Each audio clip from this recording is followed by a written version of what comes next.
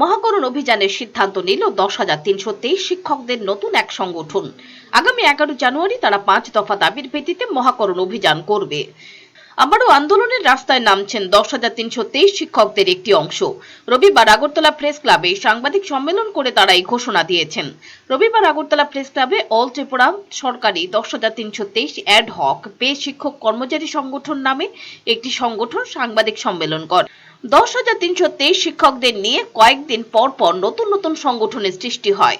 তারা কে কতটা সরকারের কাছের তা প্রমাণ করার জন্য উৎসাহী হয়ে পড়েছেন। নতুন যে সংগঠনটি তৈরি হয়েছে তারা 11 জানুয়ারি বিধানসভা অভিযানের ঘোষণা দিয়েছে। তাদের জীবন জীবিকা নিয়ে সরকার ভাবুক, সপ্তম পে কমিশন যেন তাদের দেয়া হয় এবং স্কুলে অন্য শিক্ষকরা যেমন ছুটি পান তারাও যেন সেসব ছুটি ভোগ করতে পারেন, সে দাবি জানাবে নতুন সংগঠন। এই শিক্ষকদের একটা বড় অংশ এবারে বিধানসভা নির্বাচনের আগে প্রত্যক্ষ বা পরোক্ষভাবে বিজেপির হয়ে প্রচার চালিয়েছিলেন। তখন তারা অনেকেই বলেছিলেন বিজেপি সরকার এলেই তাদের চাকরির সমস্ত অনিশ্চয়তা কেটে যাবে। কিন্তু সরকার গড়ার 9 মাস পরে তাদের অনেকের মনে হয়েছে তারা যে তিমিরে ছিল সেখানেই রয়েছেন। বরং অন্য সরকারি কর্মচারীরা যখন কিছুটা বর্ধিত বেতন পাচ্ছেন সেই ছিটে ফোঁটাও জোটেনি তাদের কপালে। আর চাকরির নিশ্চয়তা তো বহু দূরের কথা। তাছাড়া অ্যাডহক ভিত্তিতে চাকরিতে তাদের ছুটিও মিলছে না। নতুন এই সংগঠনের সভাপতি বিমল সাহা এদিন সাংবাদিক সম্মেলন করেন। এই বিমল সাহা সুপ্রিম কোর্ট 2 বছর চাকরির মেয়াদ বাড়ানোর পর রাজ্য সরকারকে ধন্যবাদ জানিয়ে 1 নভেম্বর মিছিল করেছিল রাজধানীতে। সেই মিছিলে তার সঙ্গে সেদিন যারা ছিলেন তারা পরে অন্য গ্রুপে ভিড়ে যান। বিমল সাহা সেদিন রাজপথে একাই মিছিল করেছিলেন। মিছিল শুরুর আগে 2 গ্রুপের শিক্ষকদের মধ্যে হাতাহাতি ছবি সেদিন দেখেছিল শহর আগরতলা। সেদিন শিক্ষকরা রাস্তায় নেমেছিল রাজ্য সরকারকে হার্দিক ধন্যবাদ জানাতে।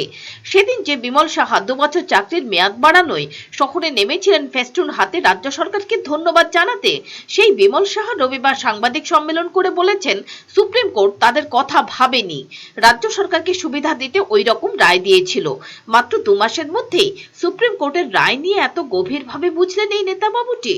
এবং আজকে 9 মাস অতিক্রান্ত হতে চলছে কিন্তু আমাদের নিয়ে কোনো সুরা হয়নি।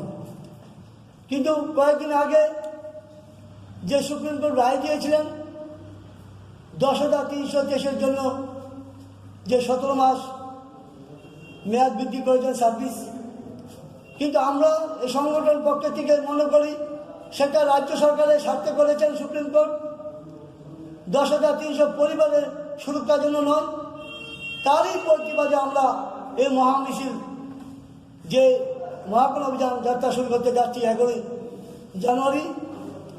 যদি আপনারা আমাদের সুরক্ষা করেন তাহলে আপনাদের পাশে থাকব, যদি সুরক্ষা না করেন তাহলে অতি ভবিষ্যতে আপনারা বুঝতে পারবেন আপনাদের পাশে আমরা থাকবো কি না। Pure Report, Channel Din Raat।